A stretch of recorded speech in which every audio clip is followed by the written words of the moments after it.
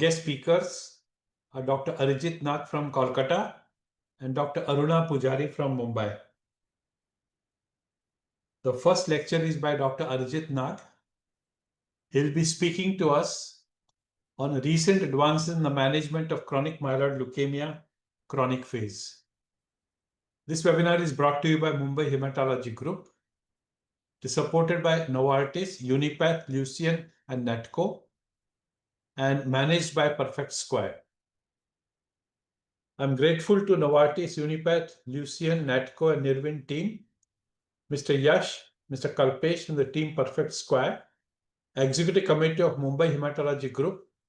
Our guest speakers, Dr. Arijit Nag from Kolkata and Dr. Aruna Pujari from Mumbai. All our discussants were themselves eminent hematologists or medical oncologists, and you participants for sparing your Thursday evening. Next Thursday, we have 2 lectures.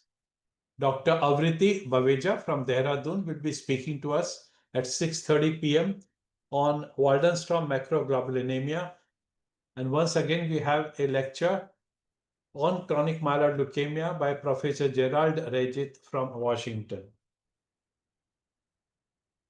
Dr. Arijit Nag is Senior Consultant in the Department of Clinical Hematology and Cellular Therapies at Tata Medical Center, Kolkata. He's a member of the Adult Hematology Disease Management Group at TMC. He's a clinical investigator with interest in therapeutic approaches in myeloid malignancies and stem cell transplantation. His research centers around developing better MRD detection tools and risk-adapted treatment protocols for AML and ALL. Today, he'll speak to us on recent advances in the management of chronic myeloid leukemia, chronic phase. Over to Dr. Arijit. Thank you, sir. I hope my slides are visible and I'm audible. Yes. Perfect. I'll just put it in screen show. Right. So today I'll be talking about the recent advances in the management of chronic phase CML. And the purpose of this talk would be to take you through the goals, the diagnostics, the frontline treatment choices, the monitoring and TFR and emerging agents. And I'll focus principally on whatever has come out in terms of CML literature in the last 5 years. So whatever was available before 5 years will serve as the baseline for my talk. So today, CML has been transformed from a fatal leukemia, which was about 2.5 decades back, to leukemia with which a patient can deal with for the rest of their lives. So the incidence is around 0.6 to 2.2 patients per 100,000 years, and this is as per the predictions from the Indian database, with an annual mortality of only around 1%, with a 10-year overall survival of around 85%. And now we have about 6 approved TKIs. And so basically, we now need to understand how best to sequence them, how to choose upfront strategies, and at a certain point of time, how best to stop the drug. So CML, as of the last classification, has been transitioned from a 3-phase model, which is chronic phase, accelerated phase, and blast crisis, to a model which, as per the WHO 2022, to 2 stages wherein it's chronic phase and blast phase. However, it does recognize the fact that not all CPs behave the same, and so there is something which is known as a high-risk chronic phase, which I'll come to in the subsequent slide. This is important to recognize that it's very naive to traditionally to classify them as all chronic phases as the same, because there will be a subset of patients who will behave like an accelerated phase. And so it's important to understand the definition of that phase, because unlike patients who have a 10-year overall survival of around 87% in this traditional chronic phase, these are the patients wherein the overall survival still remains around the 3 years time ballpark figure. So what are those high-risk CMLs? So now we know that these CMLs, which have a high ELTS score, which have a blast percentage in the peripheral blood or the bone marrow of around 10 to 19%, a peripheral blood basophil of more than equal to 20%, a baseline cytogenetics showing additional chromosomal abnormalities in the form of 3q rearrangements, monosomy 7, isochromosome 17q, and complex karyotype. And in morphology, patients who are showing fibrosis along with clusters of small megakaryocytes, meaning that these are the patients which are probably a little bit advanced as compared to the traditional chronic phase. However, it is to be recognized that only the presence of scattered fibrosis should not be considered as a high-risk CML. Similarly, patients on treatment who do not achieve a hematologic response in the first 3 months, who have a resistance to second-generation TKI, who develop additional cytogenetic abnormalities on treatment, or who show presence of compound mutations at the time of failure of a particular TKI. Then coming to baseline diagnosis, what are apart from the standard evaluation that we would do in terms of complete blood count, a bone marrow examination preferentially, but not mandatorily, presence of an RT-PCR at baseline to know the transcript type.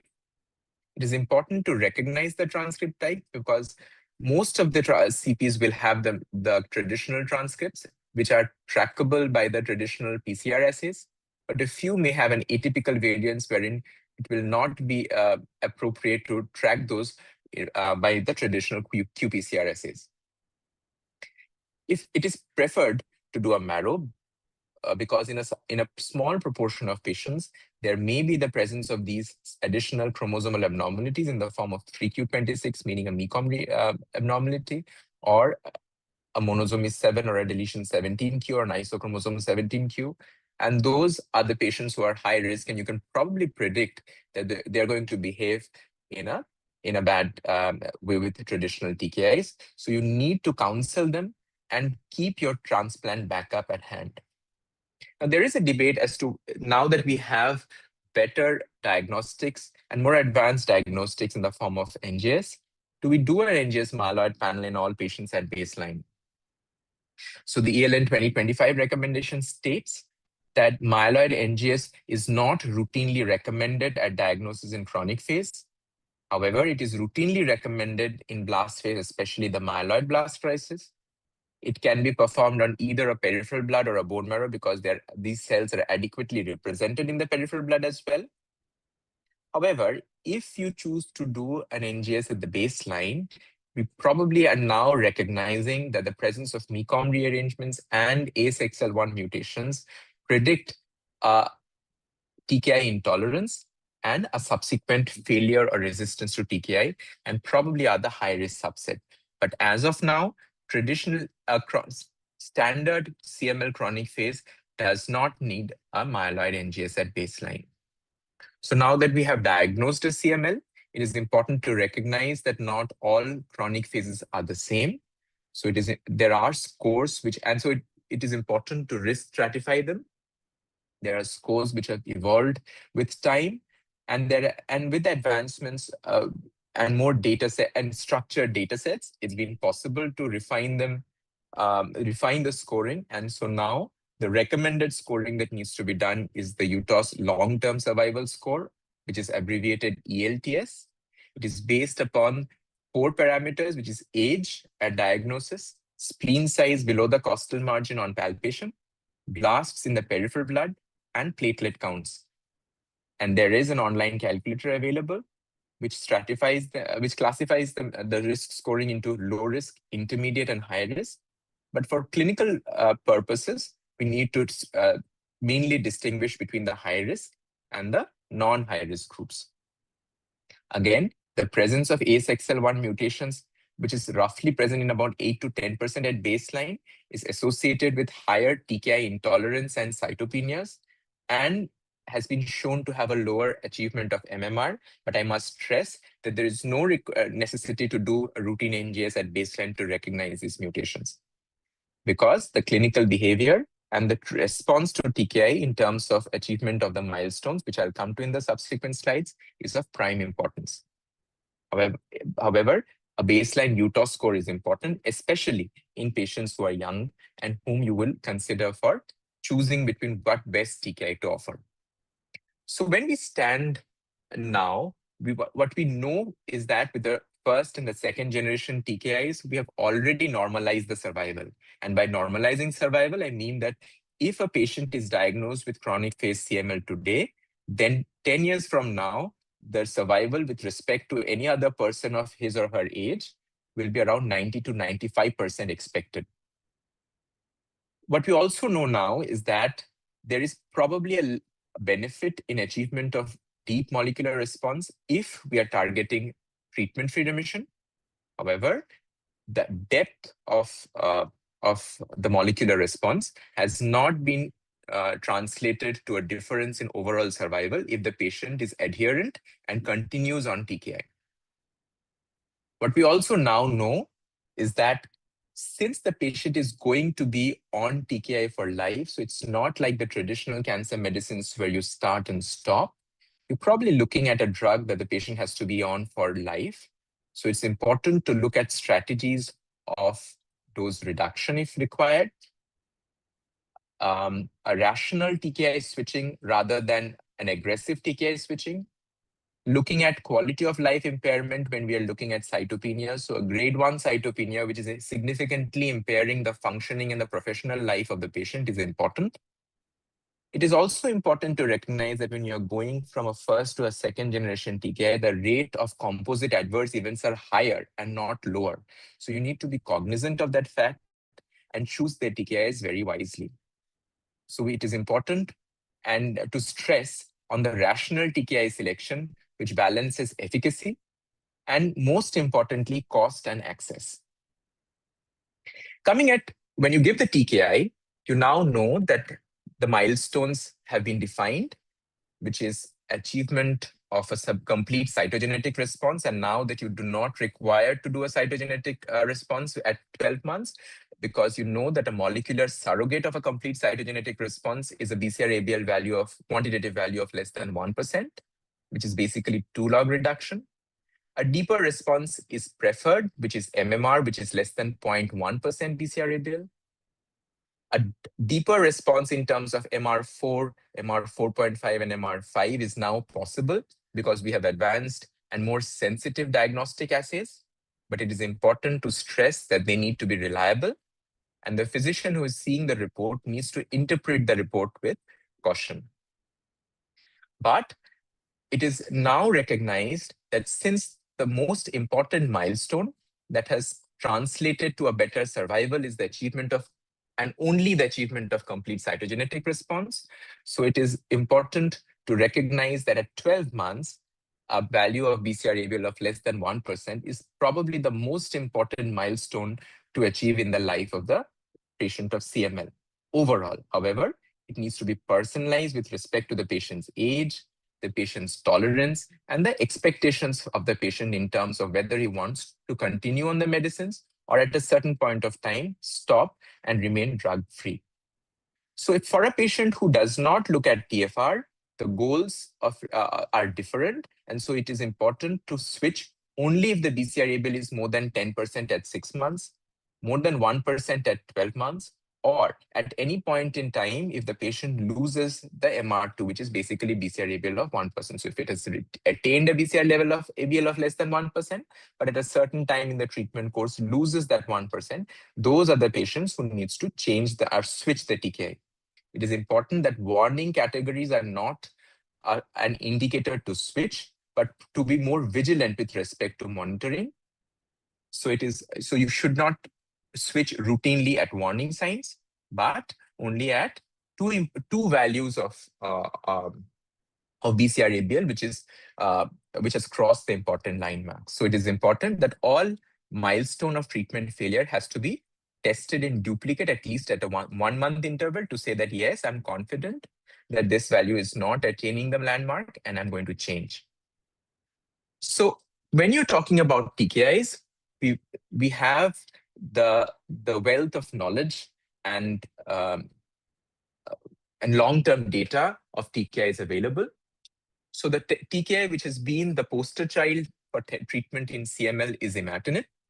There is long-term data with IRIS showing that the 10-year cumulative MMR rates are around 90%, with around cumulative DMR rates of around 80%, and the overall survival is around 82 to 83%, which has not been statistically significantly different when we have moved beyond imatinib to the second or the third generation TKIs.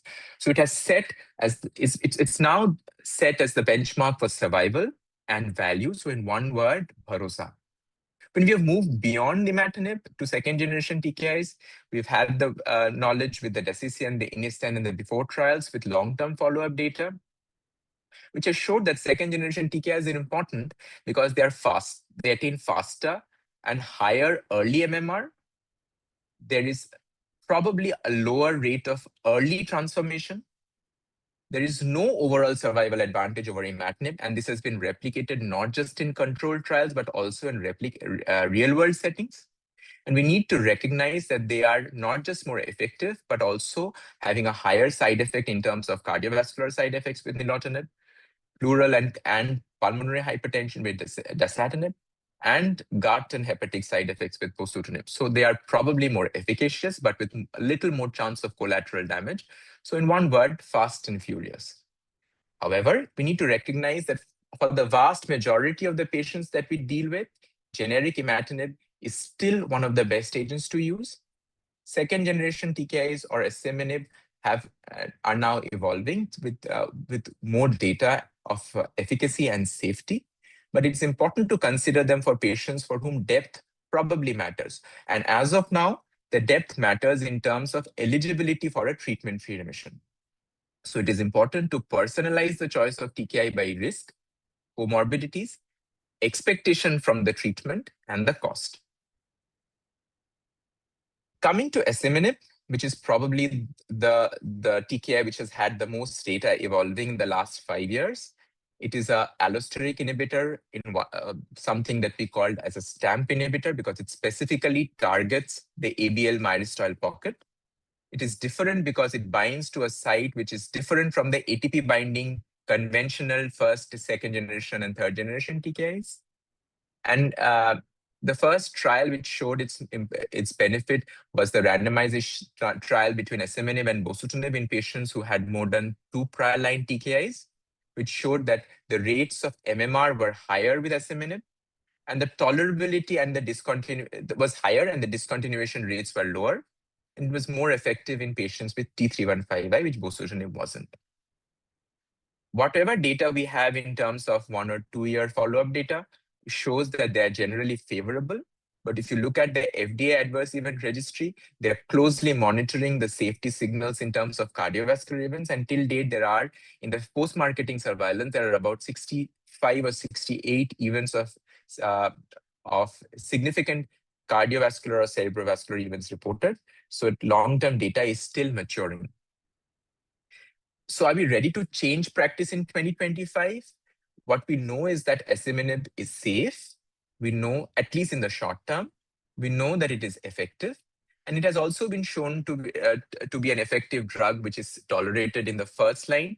And this is results from the Ask for First trial, which randomized patients between asciminib to investigator's choice, and again, investigator's choice at 2 arms, which is imatinib or other second generation TKIs. What was shown consistently is that as compared to imatinib, the rates of MMR at 12 months were most significant, and so it met its primary endpoint. However, it was not statistically significant when compared to second generation TKI. What it showed is that it's more safe, and therefore the treatment discontinuation rates as compared to second generation TKI was lower with asciminib. There is very recent data which was presented in EHA, which I'll come to in the subsequent slides, which showed that asciminib was safer and better tolerated as compared to nilotinib when it's used upfront. So if you look at the guidelines, the recent guidelines, which is the ELN 2025 paper, which came out in leukemia last year, incorporated the use of asciminib in all settings, including the frontline settings. But it's important to recognize that its individualized use is recommended because we do not have, what we know is that we achieve a deeper response, but whether that deeper response culminates to a higher rate of TFR later, we still don't know. But we know for sure that the cost is much, much higher than generic, so we have to limit its role to patients who can afford and who have discontinuation in mind when we are starting treatment. So probably the best candidates are younger patients who prioritize early DMR and TFR rates, and patients with cardiovascular comorbidities wherein asciminib has been, at least in the temporary short term, has shown to be beneficial, but long-term data is showing different signals.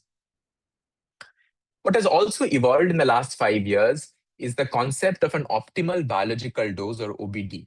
Now, this is important to recognize that when cancer drugs are designed, they're designed with a limited duration in mind. So the dose that is chosen for the phase 3 or the phase 3 trials is the MTD -1, which is maximal tolerated dose -1. However, now we are moving to an era wherein the patient is having to take this drug for life. And so it is important to probably use the lowest dose, which retains the efficacy. So in long term, there is say data which has from the West at least, which has showed that 50 milligram of dasatinib is comparable to 100 milligram of dasatinib with respect to efficacy with lesser pleural effusion. Although I believe the Indian data does not mimic that. There were certain differences in the way the trial was designed, but that's another question altogether. What we know is that nilotinib 300 milligram twice a day is comparable to 400 milligram twice a day. So probably a lower dose of nilotinib is as effective. What we know for sure is that the safe dose range in imatinib is as low as 100 milligram, with dasatinib is as low as 20 milligram, with nilotinib is as low as 150 milligram twice a day, with bosutinib is as low as 100 milligram, and with ponatinib it is 15 milligram. So what is important is use the optimal dose to achieve the response. And then if the patient, and then try to persist with that, but if the patient develops toxicity, then go down. The only exception being ponatinib, where it has been shown that if you start at the frontline dose of 45 milligram, and once the patient has achieved MMR or beyond, switch to 15 milligram, then the rate of persistence of the MR2 and beyond is same. So the clinical rule is when the patient develops side effect, do not switch, because again, I must reiterate, when you're going from a first generation to a second generation TKI, you are looking at a more toxic drug and not a less toxic drug. And so switch only if the patient develops recurrent toxicity even after dose reduction, or if there is some prohibitive toxicities. So how do you monitor response? Again, I'll not go into this because this is standard and has been dealt. This is information that we know, it's not new. But what is important is that when the clinician looks at a report and he looks at something which mentions that the BCR level is 0.003, it is important that he's looking at a deep response. So it looks at the data in full. So it is important to recognize that for confidently calling a deep response, you need a higher housekeeping copy numbers. So you need to check whether the ABL copy numbers are at least more than 10,000 to comment on such a low dose. And subsequently, for higher depths of remission, you need to check at the background ABL levels. This is data from ELN 2025 guidelines, which have shown that you switch, as I mentioned, only if its BCR ABL is more than 10% at 6 months, more than 1% at 1 year, or if there is a loss of the previous response, which means the BCR ABL is going more than 1% at a subsequent time point. If there is documented BCR ABL1 mutations, and if there is warning signs with a high risk ACA evolving at any point of time. But again, this is not an absolute recommendation in terms of switching. So coming to the recent guidelines that have come in 2025, with the ELN has updated its guidelines, and the major changes that have come in is that it is mentioned that once you achieve an MMR and beyond, especially after the first 2 years, you can relax the monitoring to 6 to 12 months and no need to persist at every 3 monthly monitoring. It emphasizes that, again, no TKI should be changed from a single level. So if you have a BCR ABL of more than 1% at 12 months, it is important to confirm with another value of at least 4 to 6 weeks apart before you change. It has incorporated the use of more sensitive PCR techniques, including droplet digital PCR.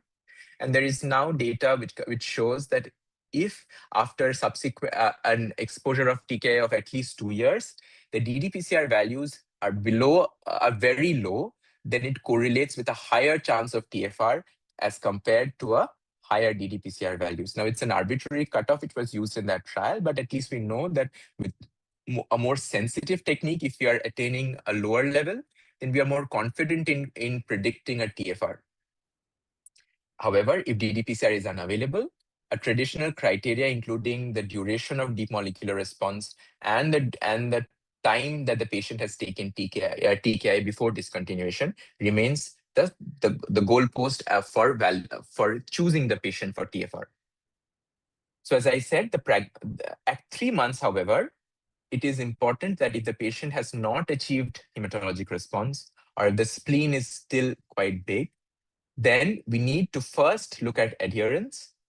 We need to check the compliance with the dosage and consider the switch only if the BCR-ABL levels. So if the patient has achieved the CHR, but the BCR-ABL is more than 10%, that does not necessarily become an indication to switch. It is important to persist to 6 months and check if it's still more than 10%. However, if at 3 months, somebody who has started with a BCR-ABL of 60% achieves only about 40% BCR-ABL at 3 months, then that may be a soft sign for changing. I must reiterate that in elderly patients, so somebody who is more than 65, 70 years of age, if the value of BCR-ABL is just a little bit more than 1%, like 2%, but it has come down significantly from the baseline, then you can persist for a longer time before choosing to switch, because there is something called delayed responders, and these patients do respond at 18 months or 24 months. Also, I must again reiterate that warning categories alone do not mandate switch, but mandates more stringent monitoring. And at any point of time, if any of the recommended milestones are not achieved, then it is important to go back and check whether the patient is taking the drug at the appropriate dose, and whether there is any drug-drug interaction with any associated drug that the patient is taking. So if, for example, the patient has not attained a milestone and you're choosing to change the drug, it is important at that point of time to check the BCR-ABL, the ABL kinase domain mutations by either a Sanger sequencing or, if available, the NGS. Now, there are certain caveats of interpreting an NGS, which I'll not come to here, but look, as such, the rate of resistance is around 1% of the overall CML cohort, which has been started on a TKI per year. However, if the patient is labeled as an imatinib failure, only about 50% of the patients will have a documented mutation when done by Sanger sequencing. Once you have documented a mutation, it is important to choose the appropriate TKI based upon that mutation. If you have not documented a mutation, but you know that it is a criteria for imatinib, a switch from imatinib to a second generation, whether you switch at that point or you wait till the patient loses CHR. So there is data which shows that if you switch early, so if you switch when only when there is a complete hematologic response still persistent, but the patient has lost the cytogenetic response or a BCR-ABL is more than 1%, then at that point of time, an early switch has still got a 70% chance of achieving an MR2 level, which is BCR-ABL of less than 1%, and still culminates to a very high 6-year overall survival. However, if the patient has been started on a second generation or has been started on a first generation TKI and then switched to a second generation, and yet there is a failure, then we must recognize that the chance that this patient will go on to achieve a BCR-ABL of less than 1% is only about 20%. So this is a high-risk cohort, and you need to choose, instead of just switching between second-generation TKIs, it is better to proceed to a third-generation TKI, start counseling the patient about an allogenic transplant, and keep the donor and the resources ready. However, if the patient is able to achieve afford a third-generation TKI, it is still prudent to persist with that. So who are the perfect patients now who can stop the TFR? So for today, it is important to recognize that there is a subset of patients in whom the TKI can be stopped and the patient will still maintain a depth of remission. So there's something that we call as a functional cure in CML. So who are those patients? The patients should be on a TKI for at least 2 years, preferably 3 and beyond. So it has been shown that a patient on TKI for 5 or more years is a better candidate, but at least 2 years is something you should follow. The patient should have attained a deep molecular response for at least 2 years, of which at least 4 BCR-ABL values have shown that it is persisting at more than DMR, which is MR4 and beyond. The patient should have a clear communication between the physician and the patient, telling them that it is important that the patient is adherent to the follow-up protocols, especially with respect to monitoring.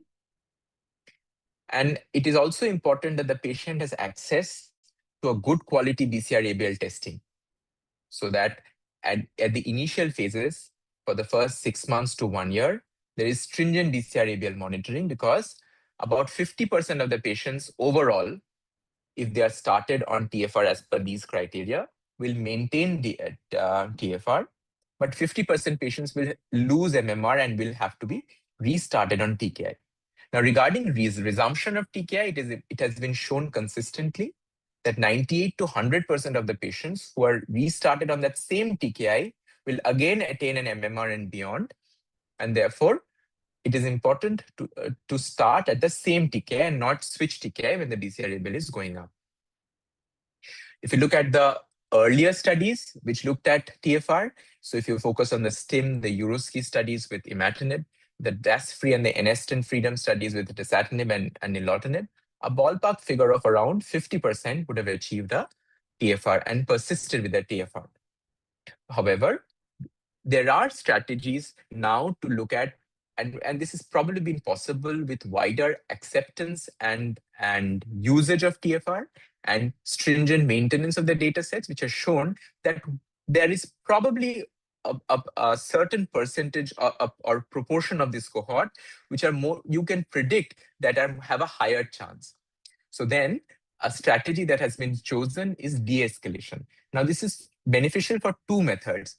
One, you have to recognize that if you stop the TKI abruptly, then the patient may have certain side effects which are known as TKI withdrawal syndrome, which may range from just muscle pain, pedal edema, to severe aches, pains, and fevers, and even inflammation in certain organs. And also, if you stop TKI abruptly, then you don't dissect out the patients who are more sensitive to TKI. So how can you do that?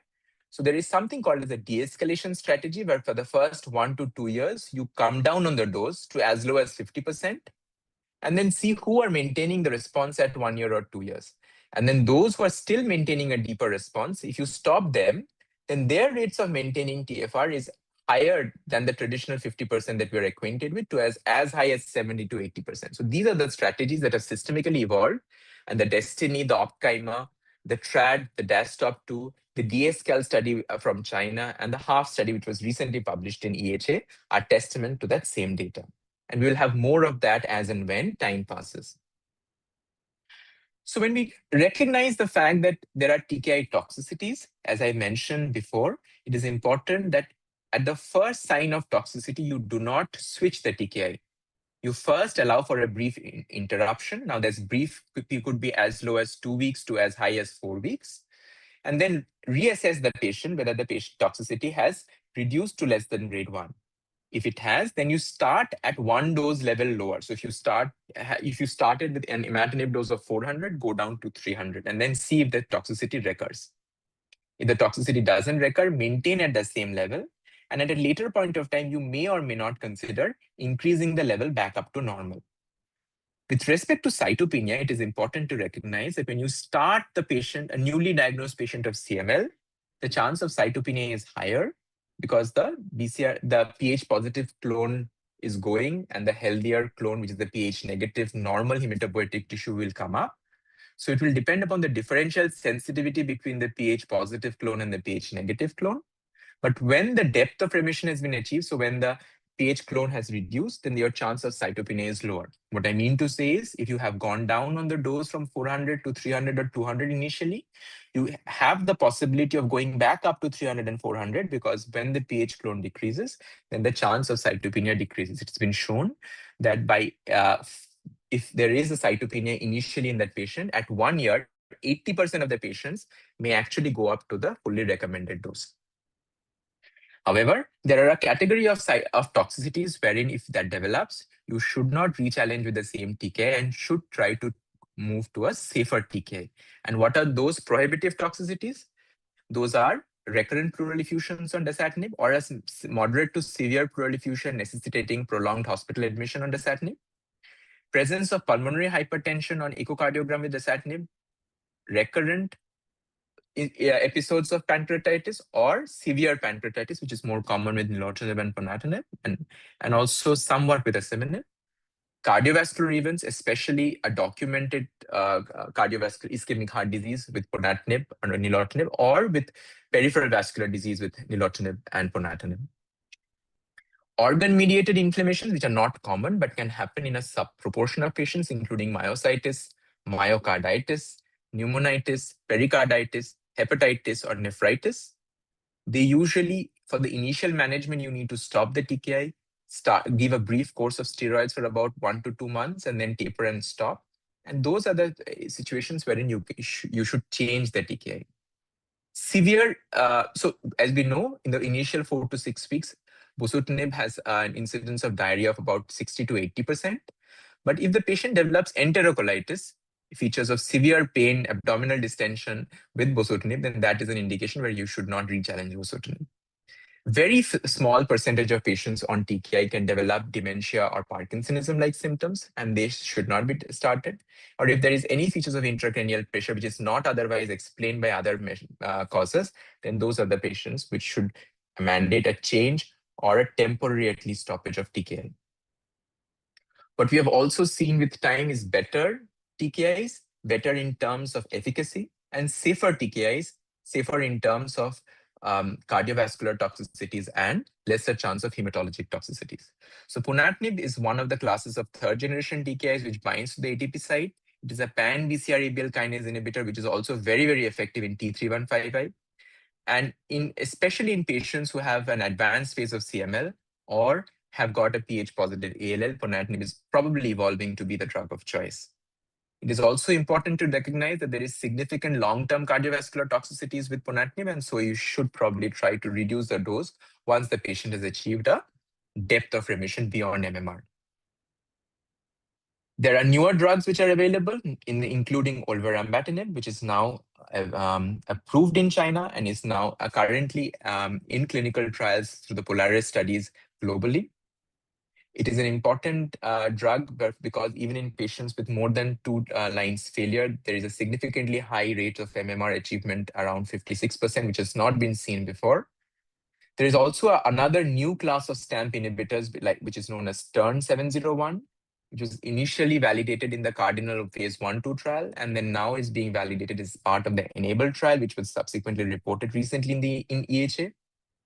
And even in patients who are heavily pretreated with 3+ lines of TKI failure, about 47% of those, or roughly 50% of the dose, achieve a MMR pretty early. And importantly, even in patients who are asciminib resistant, a proportion of the patients do respond to TERN-701. So in the subsequent slides, we'll look at the recently published data from the ASH, EHA, and the ASCO conferences, which just concluded. In the ASH 2025, the important studies regarding CML included the chances, the data, long-term data of nilotinib in the frontline setting, where it was showed that the chance of achieving a successful TFR was higher with nilotinib as compared to imatinib. So what we did know earlier was that the chance of a deeper response more than MMR was higher with nilotinib as compared to imatinib.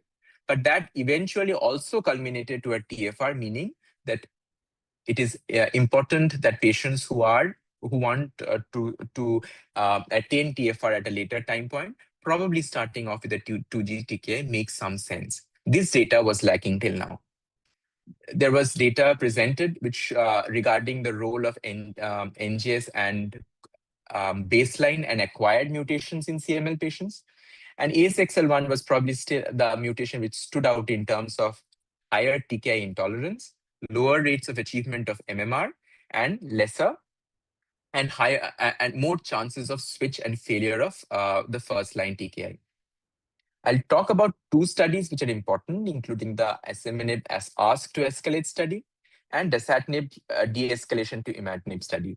So the Ask to Escalate study was basically a phase 2 trial, which is looking at starting with asciminib in 80 milligram and then seeing that if the patients did not achieve the remission at a BCR-ABL of less than 1%, then switching from 80 milligrams to 200 milligrams. And if at 12 months the patient did not achieve MMR, then again going from 80 to 200, or if it was already at 200, then discontinuing. So what was shown in the study was that 90% of the patients who were started on the 80 milligrams could remain on the 80 milligram, meaning that they did achieve the milestones at 6 months and 12 months. And there were a higher chances of MMR and beyond at 6 months. But again, this was the initial cohort of 20 patients. So it is important to wait for the long-term results. An important study again, which was presented, was the dasatinib de-escalation trial. So what it looked at was if you start with dasatinib initially, and then at 12 months switched from dasatinib to imatinib, what is the proportion of the patients at 24 months who are maintaining the remission beyond MMR? Now, this comes from the fact that we know that dasatinib or second generation TKIs have been shown to have a higher depth of remission.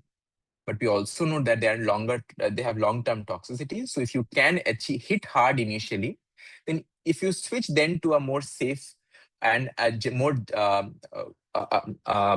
possibly a weaker TKI, then are you able to maintain remission? So this trial showed that about 80% of the patients who were started on dasatinib and then switched at 100 milligrams and then switched to imatinib at 12 months were maintaining MMR. Now, if you look at the ballpark figure of imatinib, what is the proportion of imatinib patients who are started at 400 milligrams and who are still at MMR at 2 years down the lane? It's probably around the 60 to 64% ranges. So this strategy seems to be working. But whether this response holds in the long term at 5 years, at 10 years, we will have to wait and see. With respect to EHA, in the last EHA, there was a session on the ELN 2025 recommendations, which we have already dealt with. It updated the milestones. It said it relaxed the treatment monitoring stringency once MMR is achieved. It had a broader inclusion of asciminib in the upfront and in the second and third line settings. And it stressed on the importance of shared decision-making. So to look at what the patient wants, what are the comorbidities, what are the chances of toxicities, and what is the compliance to treatment. The other important studies that were published included the HALF study. Now, this was a very interesting concept. So a patient was on a particular TKI and was maintaining MMR at 1 year. Then in the maintaining MMR at 2 years. Then in the first year, the TKI dose was halved. And in the subsequent year, that half dose was given every alternate day. So for example, if the patient was on 400 milligram of imatinib and in MMR at 2 years, then in the third year, the dose of imatinib was halved to 200 milligram.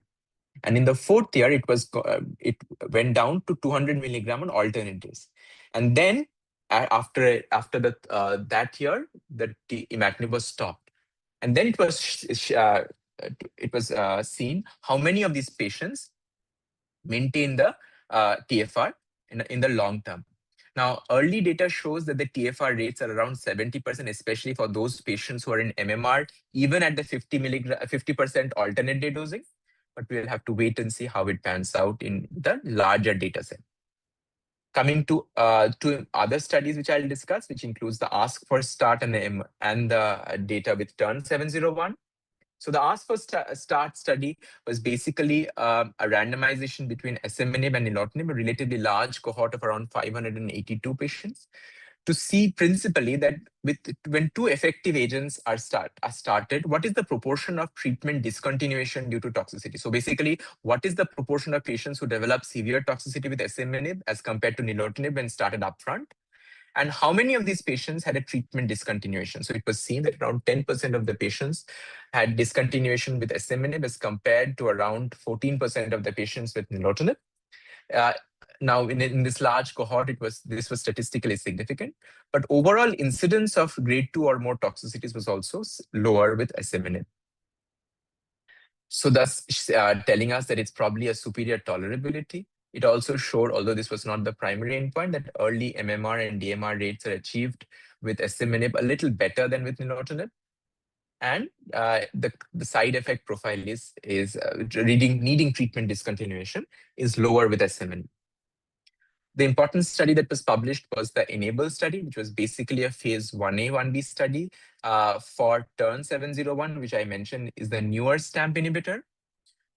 And it showed that in a heavily pretreated cohort of patients, so those who are median 3+ lines of failure, even about 54% of the patients had an MMR at 24 weeks. Again, very early data, but it shows that it is an effective agent in a heavily pretreated patient.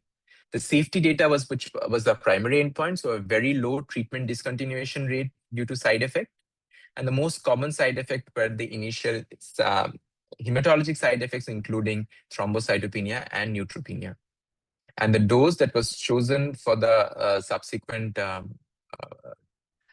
phase 2 and phase 3, I believe, is the 80 milligram dosing. So if we compare the TERN-701 with nilotinib, dasatinib, and asciminib, again, this is an allosteric STAMP inhibitor.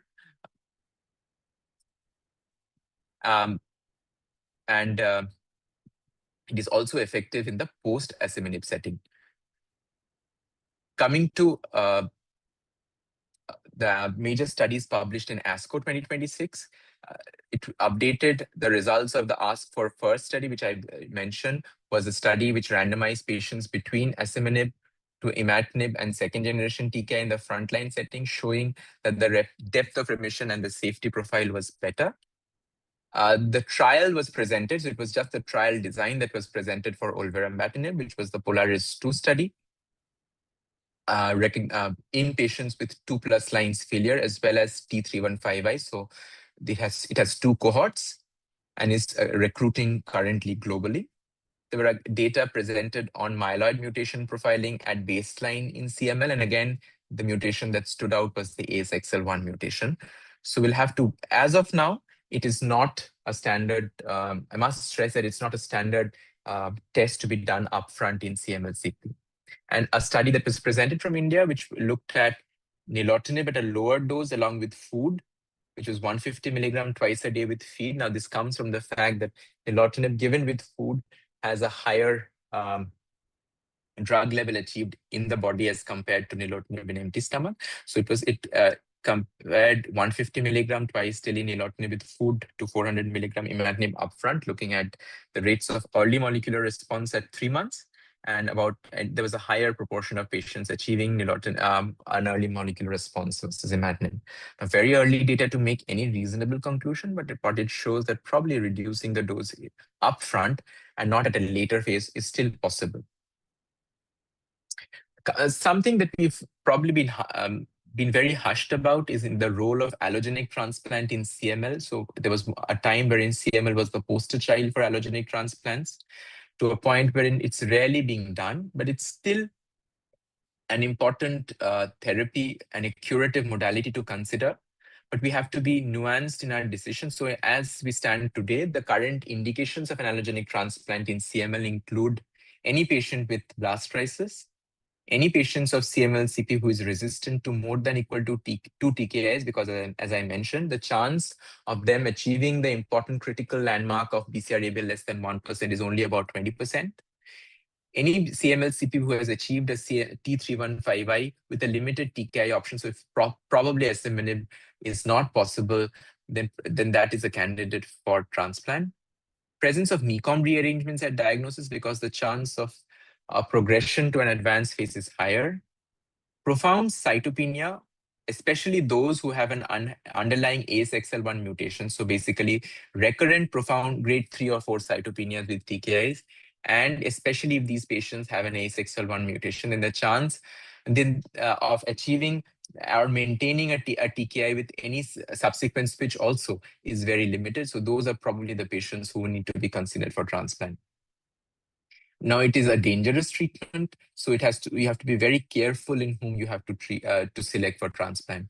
It is important now to recognize that post-transplant TKI maintenance has been shown to reduce relapse. And there was this paper in ASCO in this year, which confirmed this survival benefit in a reasonably large cohort of more than 150 patients, which showed that patients who maintained TKI at least 3 years, who were started on TKI within the first 3 months of transplant and maintained for 3 to 5 years, had a survival benefit for as compared to those who were not started on TKI. But the transplant planning needs to be started at an earlier stage, especially in patients who we think will need a transplant. What is also important to recognize are the questions for future research is that asciminib, we know, has safety and early efficacy data in frontline, but should it routinely replace second generation TKIs is still not known. Whether that depth of remission goes on to culminate to a higher successful TFR rate later, we will only get to know with time. As of now, routine NGS is not recommended at diagnosis. Till we have, because we will pick up ASXL1 mutation in only a proportion of the patients, and there is no clear-cut recommendation as to what to do in those patients. So unless that clarity is there, routine NGS at diagnosis is still controversial and not recommended. Whether you should pursue TFR in everybody? Probably not, because it has been shown that in patients who are started on second generation TKI, the side effect profile is higher in older patients, and therefore probably it's more efficacious in younger patients. But can you select that proportion of older patients who can still be taken up for TFR is probably a question that needs to be seen. What is the $1 million question now with that we have 6 or more TKIs available is what is the ideal order of sequencing so that your patient who is now diagnosed with CML in today's day continues to remain in deep molecular response, or at least a response, a BCR-ABL of less than 1% at a later time point. So what is that appropriate sequencing strategy? Whether you start with a higher generation and then go down, whether you maintain that same particular drug, or you start with the third generation TKI is something we will get to know. So probably this algorithm will get a bit more simpler when we go with time. But for now, the strategy, at least for the broader set of patients, especially in India, and we believe this and we follow this in our institute, is to start with imatinib in most patients and then take it along the way. So take-home message from today's talk should be that CML-CP is now controllable. And with time, it is important to shift the focus, especially in younger patients, to a deep molecular response and the possibility of a treatment-free remission. Asciminib with time will probably be one of the agents which is safer and started upfront. It is important that you recognize that there is something called an optimum biological dosing and not be very stringent in terms of dosing when a patient is developing toxicity. It is also important to recognize that with time, we will have better options and probably safer options. We will probably also get to know how best to sequence them. It is important to recognize that transplant is not obsolete and it remains critical for a select high-risk group of patients.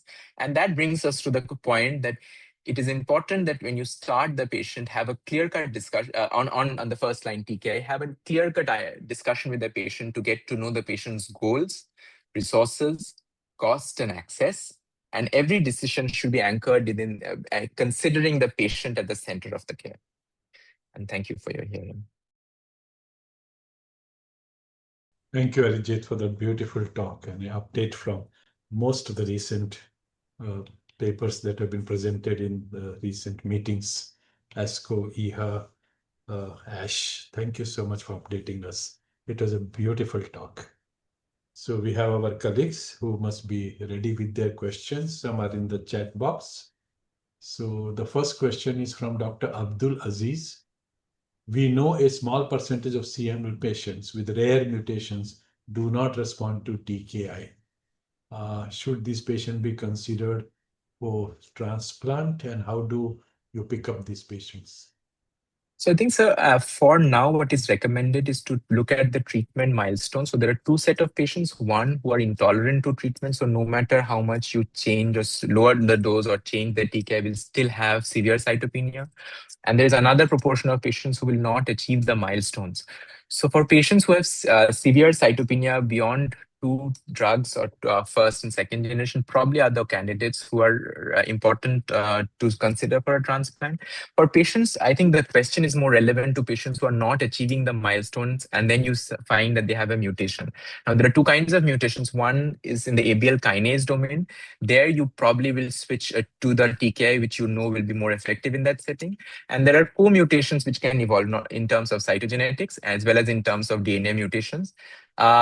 For now, we know that the MECOM mutations and patients who have additional chromosomal abnormalities in terms of monosomy 7, isochromosome 17q are the ones who are not going to behave well and probably should be started to have a discussion on transplant.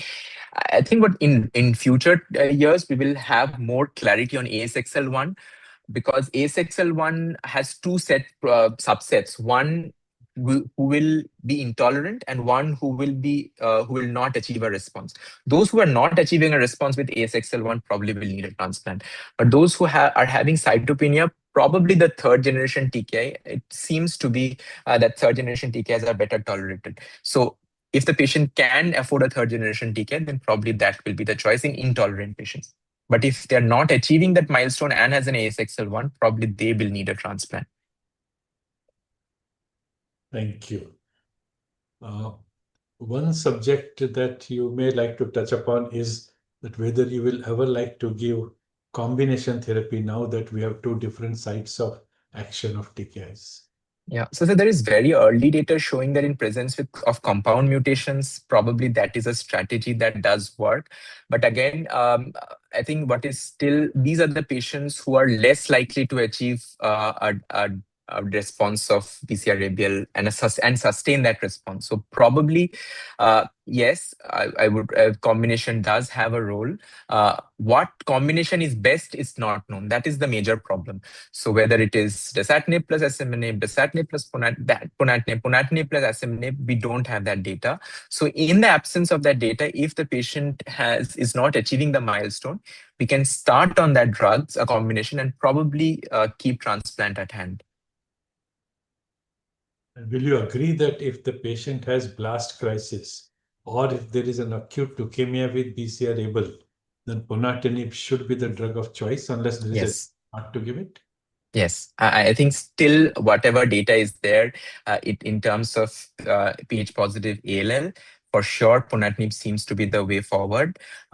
I'm not sure, so that is the same thing in myeloid blast crisis, because I think the mutation spectrum and the biology of the disease is entirely different. So for myeloid blast crisis, the goal still remains just somehow bring the patient to a chronic phase and then go for a transplant. So, but for Ph positive ALL or a lymphoid blast crisis in CML, for sure, ponatinib seems to be the best drug. Right. Dr. Aishwarya Raj wants to speak. CML myeloid blast crisis. Few patients do attain CR on changing TKI without chemo. Should we still transplant them? If for some reason the patient was not fit for chemotherapy and was started on a TKI and has achieved a remission, a chronic phase, and I think there's no need for chemo and you can go ahead and transplant. But you have to be sure that there's a good quality marrow and not a dilute marrow in which you're interpreting the result. Thank you. Another question is 315 on asciminib 200 due to monetary issues and not willing to go for transplant. How do you manage? Very difficult, sir. I think T315I, even if you look at the T315I data, which has failed prior lines and has been started in asciminib, there is no long-term data saying that, yes, you can avoid a transplant. So I don't know. I don't know the answer to that. Sure. What is the meaning of BCR-ABL 10%? Okay, so if the BCR-ABL quantitative PCR is less than 10% at 6 months, and if that has been confirmed by one more study at least 4 to 6 weeks apart, then that is a criteria for which you can switch the TKI. Sure. Another question is DDPCR approved for diagnostic? Yeah. Yes. So if you look at the last ELN recommendation, yes, ddPCR is approved. Now, the advantage of ddPCR over a qRT-PCR is that it's much more sort of absolute value. It's not a comparator, so you don't have to sort of interpret based upon the graph. It's an absolute value, so it's much more, I would say, operator independent or technique independent. But you have to do it in a good lab, so that test has to be validated. So if a test is validated, yes, ddPCR is an approved indication, approved test. Dr. Ashwar has two parts of a question. One, cytopenia due to asciminib requiring blood transfusion support. How do you manage? And second part is that what is the minimum acceptable platelet count where you will continue asciminib? So I think it all depends upon which setting we are dealing with. If it's a multiple refractory patient, then I think the thresholds keep going lower to as low as 50,000 or 40,000. But if the patient is requiring transfusion, so effectively what you're saying is that the patient is intolerant, because it's not right that the patient is requiring a drug and yet you keep on transfusing. You cannot go like this for life. Then you probably, those are the patients. And if I'm assuming it's already refractory or intolerant to the previous lines, and probably those are the patients who will need a transplant. Thank you. Ramesh, your question. Sir, very good evening, sir. Sir, Ajit sir, it was a very nice presentation. So I have a couple of questions. My first question is like you emphasize many times like that NGS DNA is not mandated, like ASXL1 testing is not mandated. But still, like there are, as you have mentioned also that it carries a slightly poor risk, and they might not respond that well if they don't carry such mutations.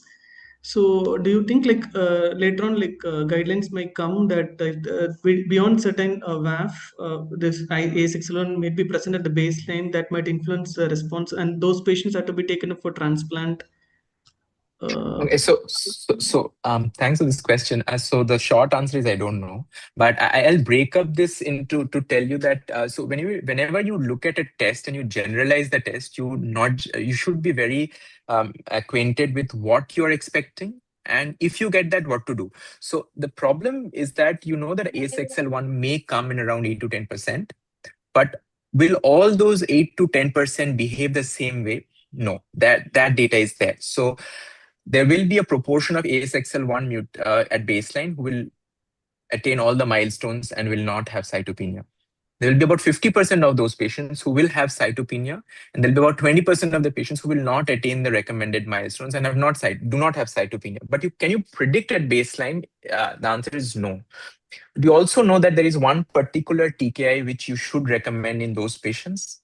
The answer is no. So also, you don't know what NGS will throw up. If the NGS throws up one particular mutation at one particular site, which is not probably significant, then you will always at the very small sense of not attaining. For example, if at 1 year you see that a patient with a particular mutation at baseline has got a BCR-ABL of 1.2% at 1 year, you will probably start thinking that this is the patient which I should transplant, but it may not need a transplant. So I think we will need more data to know not just what mutations to expect, but also to know what to do with that.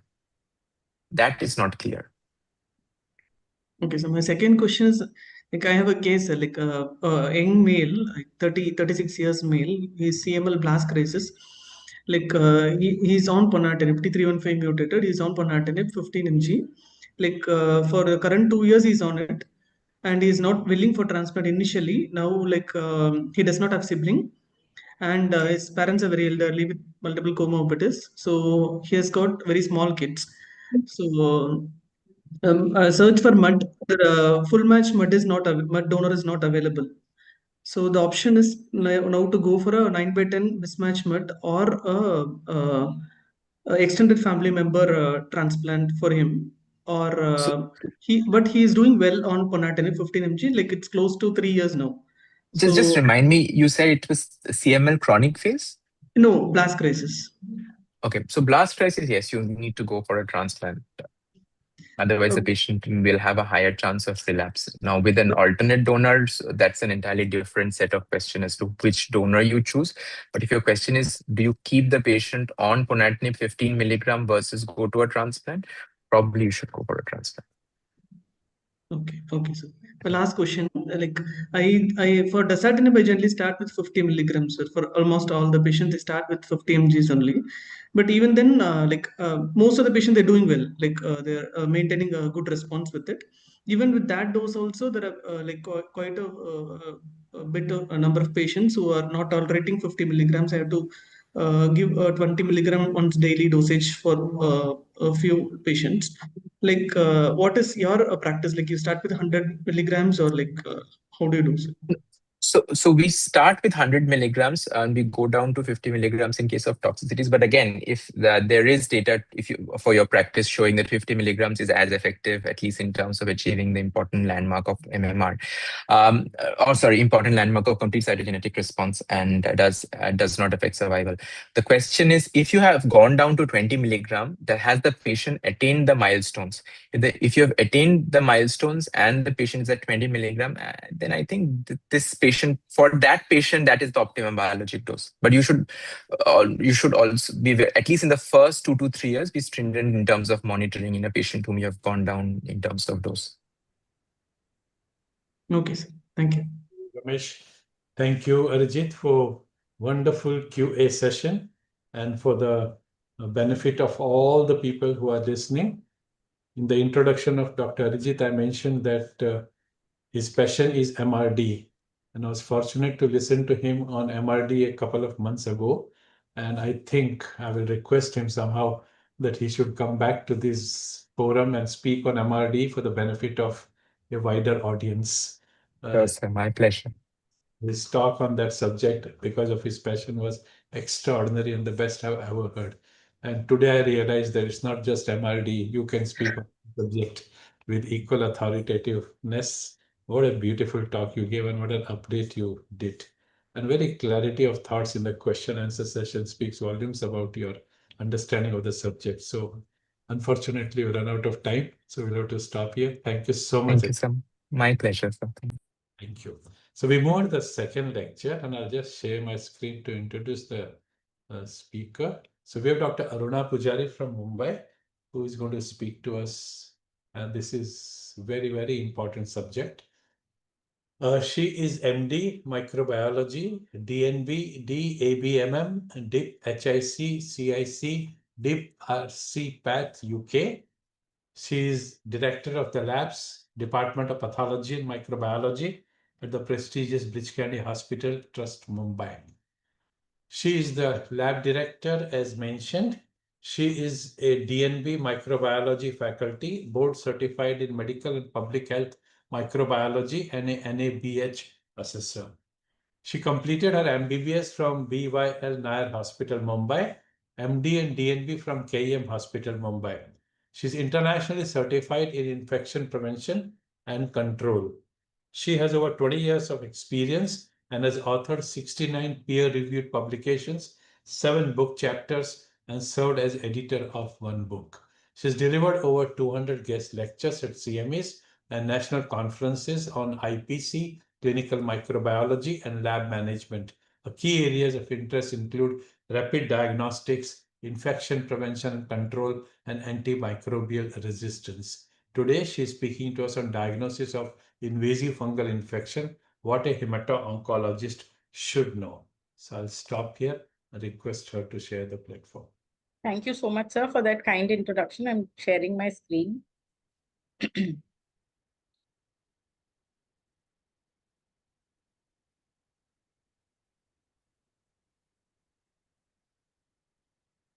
Is my screen visible to everyone? Yes. Full screen? Yes. So thank you, Mumbai Hematology Group, and particularly, sir, for giving me this opportunity. Today's talk, as sir mentioned, is about diagnosis of invasive fungal infections, which I know is very, very, a very common infection that all of you encounter, and what a hemato-oncologist should know. So the overview of my talk is, we look at what really invasive fungal infections are in the context of hematological malignancies. a bit on epidemiology, both India and global. We'll look at a very basic classification of fungi, because I think that's absolutely critical in understanding what could be the different types of infections that might occur in this set of patients. And then we have, I have about 4 cases to discuss the different fungal diagnostics that are available to us, and to understand their utility, advantages, disadvantages, and how to interpret the data that we get from the laboratory. So what are really invasive fungal infections in the context of hemato-oncology? Basically, here we are looking at fungi, which could be yeasts or molds. Remember, I'm not talking about only candida when I say yeast. There are a lot of non-candida yeasts, like, for example, trichosporon, for example, Codamia, which are important in this group of patients who are immunocompromised hosts. So it's not only candida, there can be other yeasts which can cause invasive fungal infections.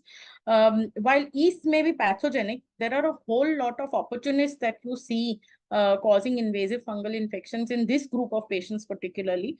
And most of the molds are of this category. They are opportunistic pathogens. So while the environment has a large burden of molds, be it aspergillus or be it mucor, the immunocompetent host usually does not have any infections due to these pathogens, whereas a patient who is immunocompromised, particularly this group of patient, is going to be troubled by these opportunistic molds. So they invade tissues, organs, sterile spaces, or blood, and they cause life-threatening disease. And the risk can be as much as 30 to 90%. In this group of patients with hematologic malignancies, particularly because they are immunocompromised while in the different stages of their treatment.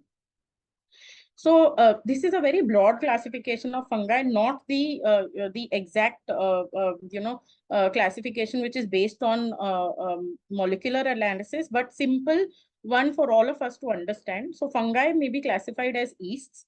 Now, among yeasts, there are true yeasts, Cryptococcus neoformans being the most important one here, but there are others like Rhodotorula and Malassezia. Typically, if I were to talk about Malassezia, this is an important pathogen in patients who receive total parenteral nutrition. It's an agent. It's a bug that requires lipids for its growth, and therefore history is very important to us. We need to take additional measures to actually grow this. This does not grow very easily. Then there are yeast-like fungi which produce hyphae. In this, you have Candida, Codamia, Trichosporon, and PJ, Pneumocystis xyrovici. Then you have molds. In molds, we classify them as hyaline and dimetaceous. Now, the non-dimetaceous or hyaline are the most common mold infections that we often encounter in this group of patients, which comprises of Aspergillus, Mucorales, Fusarium, Scedosporium, to name a few. There are plenty of them, and particularly in an immunocompromised host, there might be rarer groups or rarer fungi which are hyaline, which may be encountered. Then there is a dimetaceous group. Now, why is it called dimetaceous? Is because there is when we look under the look at these filaments under the microscope, the hyphae appear colored. And typically, the common species that we see are Alternaria, Bipolaris, Exophylla, and Cladophylophora. And these are also difficult pathogens to treat.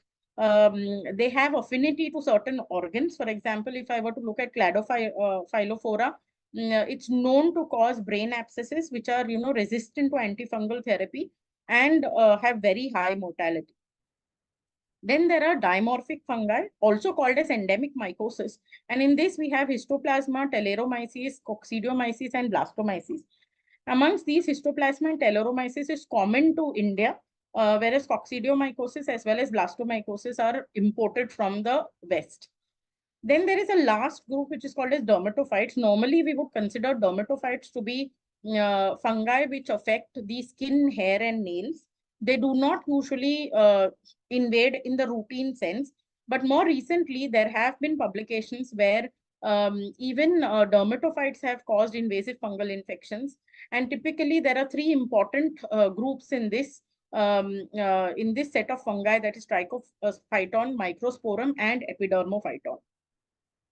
So with that background, let's look at what is the epidemiology of invasive fungal infections in patients with hematological malignancies. And this is a nice systematic review and meta-analysis recently published in 2025 in Journal of Infection and Public Health, which clearly shows that almost 83% of infections, invasive fungal infections, in this group of patients is caused by Aspergillus and Candida. The third most common naturally are hyaline fungi, which includes mucor as well as hylohyphomyces.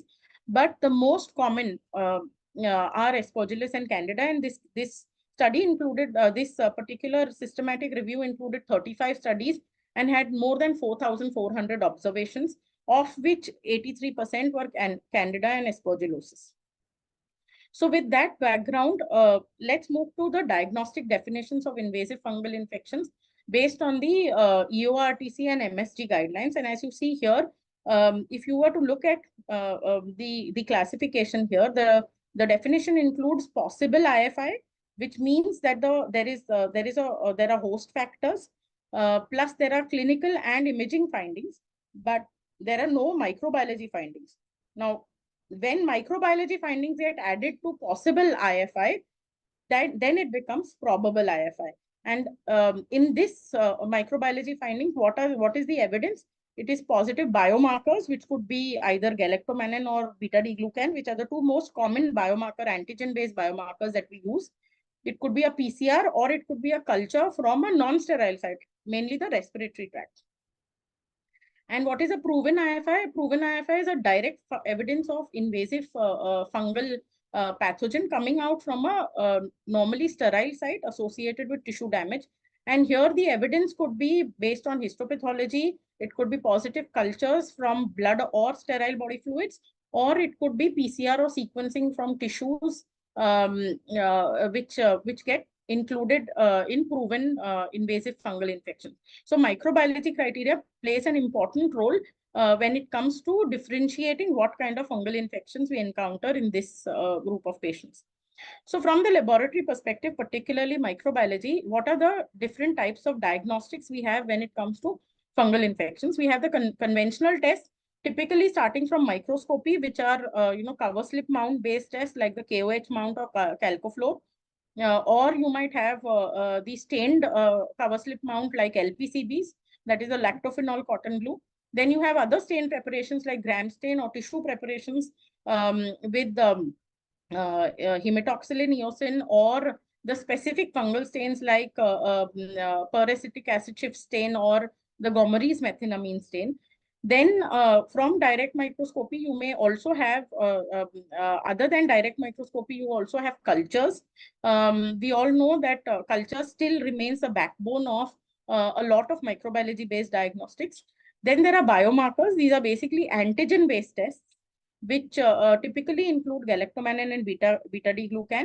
And there are molecular tests also now available, which are typically the PCR-based tests as well as metagenomic sequencing-based tests. And the specimens typically from which we do all these kind of tests would be blood, bowel fluid, tissues, or even urine. So moving to case 1, this is a 45-year-old male with acute myeloid leukemia. On day 12 of induction chemotherapy, his absolute neutrophil count at this point in time is 50 cells per microliter. And he has persistent fever despite 96 hours of a broad spectrum antimicrobial agent like piperacillin tazobactam. Also has mild non-productive cough. Currently receiving posaconazole tablet for prophylaxis. Now in this situation, naturally the suspicion is either towards the chest, that is the respiratory tract, or a bloodstream infection also needs to be taken into consideration. A CT scan that is done shows a halo sign on the right, and this suggests local angioinvasion and edema. It strengthens the suspicion of an invasive fungal infection. A serum galactomannan has also been sent where the value is 0.2. And with this, further a bronchoalveolar lavage was performed. And this was subjected for further microbiology-based testing. So what options do we have here? We have biomarkers like galactomannan and BDG from the serum. We can also do galactomannan from the bronchoalveolar lavage. We can subject the bronchoalveolar lavage to a PCR or a NAT-based testing. NAT is nucleic acid amplification test. It's almost similar to a polymerase chain reaction. We can subject the BAL to microscopy, culture, and as a part of the protocol for acute febrile neutropenia, blood cultures also need to be sent. So in this situation, we already have the galactomannan, which was 0.2. And so let's look at the fungal biomarkers, which we have and we commonly use in practice. So these include galactomannan and 1,3 beta-D-glucan. So what is really galactomannan and how does it help us? Basically, it is an antigen coming from the cell wall of Aspergillus species. And it is typically seen when there is the fungal species is in replication phase. And it has some bit of cross-reactivity with fusarium and histoplasma where you may get a false positive, but it is typically negative in mucorales, candida, cryptococcus, and pneumocystis gyrovesi. So from what samples can we test galactomannan? It's both serum as well as bronchoalveolar lavage. In serum, a single index of greater than or equal to 1 or 2 consecutive results of greater than or equal to 0.5 are important. Whereas in BAL fluid, a single index of greater than or equal to 1 would be significant. And its primary clinical utility is for early detection of invasive pulmonary aspergillosis before radiological findings come in. What is the impact on galactomannan of prophylaxis? As we saw in our case, this patient's galactomannan was 0.2. So with active mold prophylaxis, serum galactomannan can be dramatically suppressed. But fortunately, BAL galactomannan retains its utility in this scenario. What are the common false positives? Again, this is important because there may be cross-reactivity to certain other fungi. As I mentioned earlier also, fusarium, histoplasma, penicillium, geotrichum. There are certain dietary galactomannans coming out from gore gum and locust bean gum, which might actually get translocated with a leaky gut and cause a false positive. So it's important to know where this test is going to be negative, will be negative, and where it will be a false positive. Then the next biomarker that we commonly use in practice is 1,3 beta-D-glucan. This is a kind of a pan-fungal screening marker for pathogenic fungi, and it is seen positive with Candida, Aspergillus, as well as Pneumocystis gyrovesi. And typically B is negative because in mucorales, which actually lack BDG in their cell wall, and in Cryptococcus, it is negative mainly because Cryptococcus has a very thick polysaccharide capsule, which prevents the shedding out of the BDG. But fortunately for us, both mucorales as well as Cryptococcus can be very easily diagnosed, both on microscopy as well as when the cultures actually grow. So they're not very difficult to diagnose. BDG can only be done either with serum or plasma. And anything that is positive more than or equal to 80 picograms per mil would be considered as positive, and 2 tests consecutively positive would optimize the specificity. The clinical utility is mainly in its negative predictive value, which allows safe de-escalation and rules out Candida and Pneumocystis gyrovesi pneumonia. And unlike galactomannan, here there is only a partial blunting effect if prophylaxis is there. So with antifungal exposures, the circulating levels will decrease over a period of time. But we do see false positives in terms of IV IgG, post-albumin therapy, also with surgical gauze, and this is something important, particularly when it comes to surgical site infections, and in gram-negative bacteremia like Pseudomonas. So these are the 2 important fungal biomarkers that we commonly use in practice, and they are useful in particularly Aspergillus related infections. So coming back to our case, we had a serum galactomannan of 0.2, which was probably false negative because of the blunting due to the prophylaxis this patient was receiving with posaconazole. The BAL galactomannan fortunately turned out to be 1.8, which was positive. And so this patient had an Aspergillus infection. Further, a microscopy of the bowel showed septate, narrow angle branching fungal filaments. The NAT was positive for Aspergillus, and the fungal culture grew Aspergillus fumigatus, which is a very common pathogen known to cause such infections. Now, when we do microscopy and we see fungal elements, microbiologists will usually mention on microscopy whether the fungal elements are septate or aseptate. So when it is septate, it's most often the most common septate fungus that we see is usually Aspergillus. But other things like Fusarium, also Scedosporium would also be septate.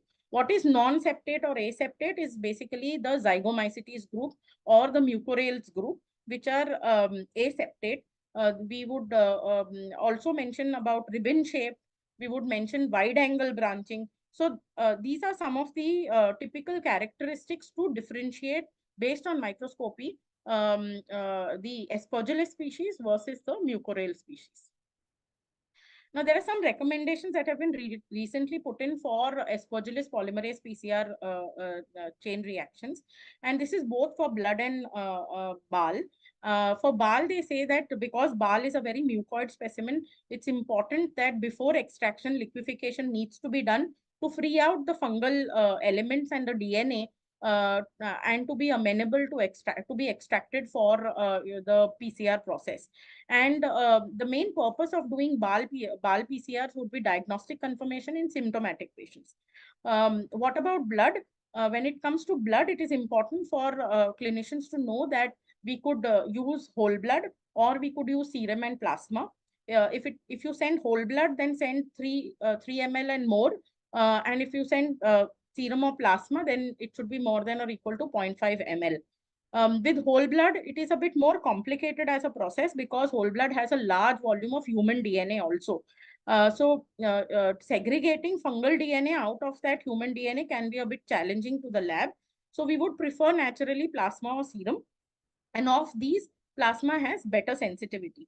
And it is a blood PCR is recommended for screening high-risk patients to facilitate early diagnosis. So how do we really optimize the use of PCR? So this the same paper talks about combining Aspergillus PCR with galactomannan, and this applies both to blood and BAL.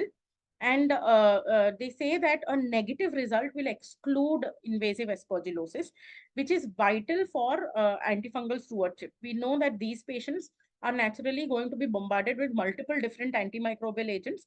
And if you could save even one of them, it would help these patients and other patients when it comes to antimicrobial resistance. There is another approach that can be taken up when we do PCRs. So there could be single target PCRs or there could be multiplex PCRs. And the pan-fungal PCR approach is is kind of a multiplex approach where you can detect a whole lot of, pick up a whole lot of fungal organisms using the pan-fungal approach. And this study actually looked at a similar pan-fungal real-time PCR that could pick up close to 16 pathogens. So remember, when it is a pan-fungal PCR, one will not be able to identify the species, but it will pick up either Aspergillus, Fusarium, or Candida. That's how the pan-fungal PCR really works. So they tested about 50 patients and used a blood PCR, found the sensitivity to be about 82%, specificity about 90%. Positive predictive value was 92%. The negative predictive value was about 77%, with a diagnostic accuracy of around 86%. So the authors concluded that this approach allowed early detection versus the conventional methods. So whether it's histopath, it would take at least 3 to 4 days. Whether it is cultures, it would take, maybe a week's time. So versus these conventional methods, naturally early detection would, with a PCR, pan-fungal PCR is helpful. The non-specific detection and quantification of fungal DNA also helps us identify that, yes, there is some fungus there, and therefore whether or not to give it that significance from the clinical perspective. And a negative PCR helps curtail the use of antifungal agents, and therefore these pan-fungal PCRs can be used as a useful screening tool. So with that, we move on to our next case.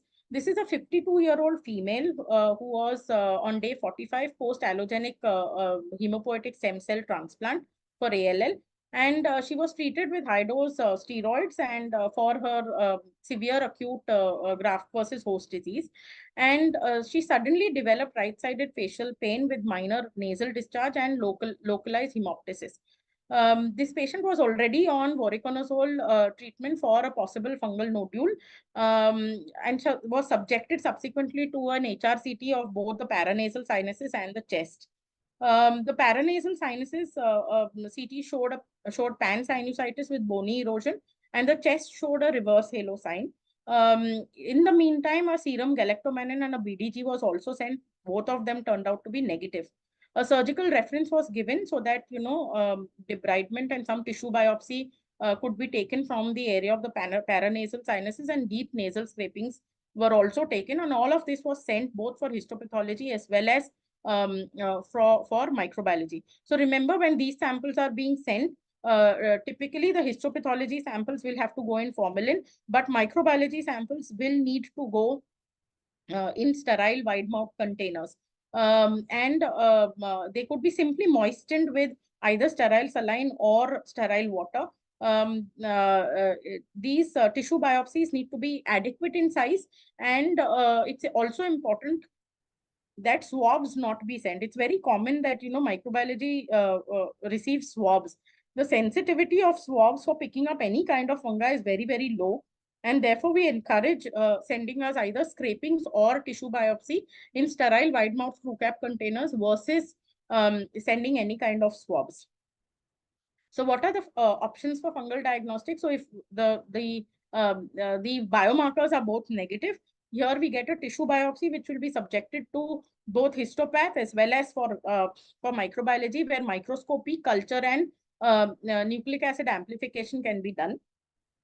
So typically, when we do microscopy from the microbiology perspective, we have both KOH mount as well as the calcofluor mount, which are kind of wet mounts to look at these filamentous fungi. And very nicely, they will show you septations, they'll show you wide angle branching, they'll show you narrow angle branching. And with that, it is easy to identify at least which group these pathogens belong to. And as I mentioned earlier, swabs are really not acceptable. Send sputum, bile, or tissues for this purpose. In histopathology, we use the common H&E stains, the Gomery's methenamine stain, and the acetic acid shift stains. These are specific stains. These two are specific stains for fungi. And here again, one can appreciate the aseptate nature of the fungus, ribbon-like fungal elements, which is typical to mucorales.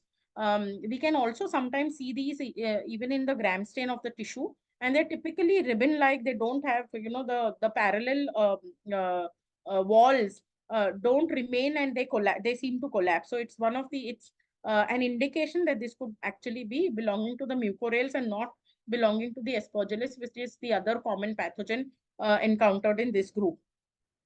When we put them up for cultures, we normally use suborod Zexos agar with the chloramphenicol. The chloramphenicol actually inhibits all the bacterial organisms, and we commonly incubate them at two temperatures. One is the room temperature, and also at 37 degrees Celsius. And while TAT of cultures we know can be anywhere from 5 days to 7 days, but typically when it comes to mucorales, you will see this kind of a plate full of appearance even within 24 hours. So that's also one of the important indicators that the fungus is probably belonging to mucorales group. Whereas if you look at this is the Aspergillus. This is either Aspergillus tereus or Aspergillus flavus. The final diagnosis is only based on microscopy and advanced techniques like MALDI-TOF, PCR, or sequencing. So from the cultures, naturally, we also once again do microscopy. And as I mentioned earlier, this is the typical ribbon-shaped, hyphal forms of mucorales. Whereas, as you see here, these are the thinner septate elements of Aspergillus. I'm sorry, it's not very nicely visible here, but yeah, they're very easy to identify actually when it comes to microscopy. So we can identify the groups, but to really identify the species accurately, in today's day and time, probably we need to rely upon next generation sequencing or MALDI-TOF. MALDI-TOF is more easily available, and I will be talking about MALDI-TOF in the subsequent slides. What is the role of PCR in diagnosing mucormycosis? So this was again a systematic review and meta-analysis published in Lancet eClinical Medicine, which looked at 30 studies, more than 5,000 reactions, and they clearly stated that PCR TAT, that is the turnaround time, outperforms conventional TAT, but PCR complements culture and histopathology. It cannot be used as a standalone test for the diagnosis of mucormycosis. So PCR significantly reduces the time to diagnosis compared to cultures, which will actually miss about 50% of the cases. Now, this is because of the way we process. So when we process tissue samples for mucorales, we have to be very careful that we don't damage the hyphal forms. And if we don't take that care, it's likely that the cultures would actually come negative. So this study also looked at what could be what is the utility of PCR. So they say that in bronchoalveolar lavage fluid, the sensitivity is almost 97.5%. The specificity is 95.8%. That's really, really good. It can also be done on blood PCR as a non-invasive screen, where the specificity was found to be about 95.5%. And on tissue samples, fresh tissue is always better versus the formalin-fixed paraffin-embedded tissue. So as you see here, the sensitivity for BAL, fresh tissue, and blood in that order is 97%, 86%, and 81%. But specificity is more than 90% in all of these samples. So blood mucorales PCR definitely has a role to play.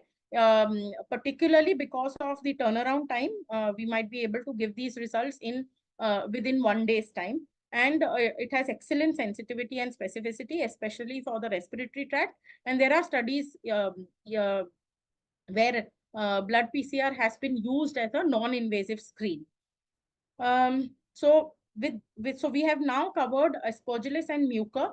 We are now moving on to the third case, which is a 68-year-old female who relapsed with diffuse large B-cell lymphoma, and following salvage chemotherapy in the ICU, she has a central venous catheter which is present for last 7 days, and this is being used for giving broad spectrum antimicrobial agents, which is meropenem, for the Pseudomonas bacteremia she had earlier. And she's also on total parenteral nutrition. Despite all of this, she has developed refractory hypotension and new onset skin lesions. Now, in this situation, this patient is in the ICU. So we must think about bloodstream infections, and particularly ICU bugs. So whether it is, these could be gram negatives in our setting, definitely, but Candida also is a very important pathogen, particularly Candida auris is a very important pathogen in Indian ICU settings. Another important point here would be that this patient has a central venous catheter for last 7 days, and therefore she might actually qualify for a central line associated bloodstream infection also, because of improper maintenance of and handling of the central venous catheter. So blood cultures are sent 2 sets, aerobic and anaerobic, both from the central line and peripheral line, and they both flag positive. The central flags positive at 22 hours, and the peripheral has flagged positive at 26 hours, clearly showing a differential time to positivity of more than 2 hours between the central and the peripheral. And the gram stain that was done showed budding yeast cells. So with this, the options, naturally, we've already taken up the culture. So based on the culture, once the organism grows, that is the yeast grows, we will do the identification and the susceptibility testing. If you have options for rapid multiplex PCR panels like the BCID panel, always make use of these panels in this situation, because most yeast will take the ID and susceptibility will take at least another 48 to 72 hours, whereas the BCID panel will actually be useful within the same day. So if I have a 24/7 laboratory and my central line flags positive at 22 hours, and if I either based on reflex testing or based on requests from the ICU, if I do BCID even after 1 hour, I will be able to get another result, the result of the BCID panel in probably another 1 hour. And that will give you the identification. Of course, it does not tell you about the susceptibility testing, but at least you'll know the identification. And with the identification, we know that giving antifungal therapy becomes easier, because we know that Candida auris might actually be resistant to fluconazole or to amphotericin B. There are other fungal species which have reduced susceptibility to the azoles, and knowing the identification also really actually helps. We could also send biomarkers like BDG, because since you're seeing yeast, maybe you have a baseline value for BDG, and one could also use non-culture based methods like NGS or T2 Candida, which I'm going to also talk about in the next couple of slides, where without doing blood cultures, you can still be able to identify pathogens. So a bit about the automated blood culture systems. These are basically 24/7 incubators and shaker systems. Now, why the shaker system is important is because when these blood culture bottles are introduced into these blood culture machines, they keep shaking the bottles, as a result of which any intracellular pathogen, particularly inside the neutrophils, will actually be the neutrophils will be lysed, and these organisms will be thrown out, and they will be amenable to growing, and this will be the growing organisms will produce CO2, which is either captured in the colorimetric fashion, or they're captured in a fluorometric fashion. And then the blood culture bottle flags positive. This can happen 24/7. Using automated media actually allows us to use different types of media. So there are media specifically for fungus also. There are media for aerobes, there are media for anaerobes as well. So the automated blood culture systems offer a variety of media that can be utilized depending upon the patient's clinical status. And it is very useful for yeasts and fusarium, but not really useful for aspergillus and mucor, because the hyphal forms here don't really come in the blood. They're there in the tissue. In fact, if we isolate aspergillus from a fungal from a blood culture bottle, we would upfront consider it actually as a contaminant. And unless we isolate the same aspergillus from different sites in the same patient, we would not consider it to be a pathogen in that scenario. So basically, the hyphae don't really are not really present in the blood, and as a result of which, ideally, aspergillus and mucor will not be grown from blood cultures. It's basically yeasts and fusarium, which are commonly found in blood cultures. But very critical to blood cultures and the results of blood cultures are some pre-analytical steps. For example, skin antisepsis, which has to be done accurately. Otherwise, the skin flora can enter into the blood culture bottle and will give you false positive results. The volume is critical, at least 8 to 10 cc per bottle. Always take a set of bottles, preferably aerobic and anaerobic, and at least 8 to 10 cc in each bottle is important. And the more sets you take, the better would be the yield. And if you have a central and peripheral line, like in our patient, take from the central and the peripheral line, so that we would be able to identify whether the central line is really the culprit, and then go about doing the needful. So when it comes to invasive fungal infections, particularly the yeast causing bloodstream infections, then you cannot keep the line. The line has to be compromised. It has to be removed, and a fresh line has to be inserted at a different site. And blood culture should preferably be taken before antimicrobial therapy has been given to the patient. So this is an example of the multiplex PCR panel, and I want to draw your attention to the turnaround time over here. If you look at this blood culture was received on 23rd.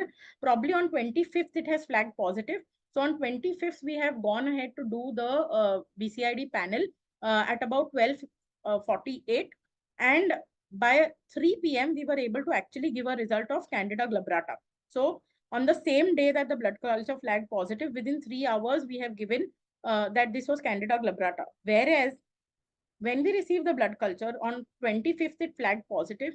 And further, it took us 2 more days to actually give you the ID using the conventional methods and the susceptibility of Candida glabrata. So if you have rapid multiplex PCR panels available at your site, always try and make use of them, because it will really help you start early targeted therapy and optimize patient outcomes.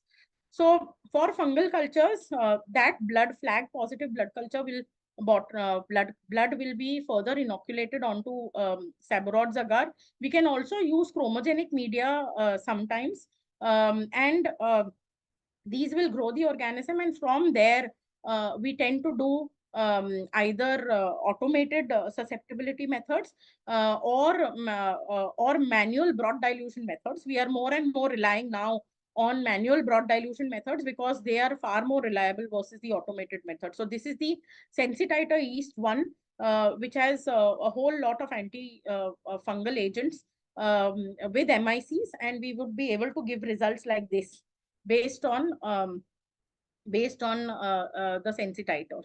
So that's about yeast related ID and susceptibility. Here, the problem is that the common yeast like Candida albicans or Candida tropicalis have guidelines or recommendations for interpreting the susceptibility.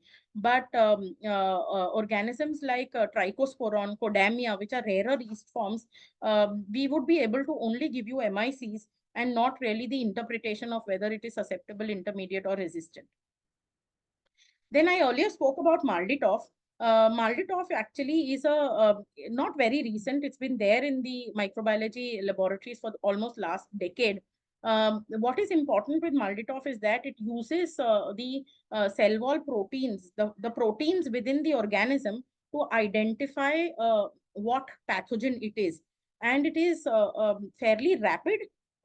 It is cost effective, and it has shown to have a significant association between the time to detection and time to identification and time to effective antibiotic therapy, along with mortality reduction. So if you have Malditoff in your lab, it is really going to help you with the diagnosis of the pathogen, the identification of the pathogen. Another important point about Malditoff would be it can identify absolutely anything that the lab is able to grow.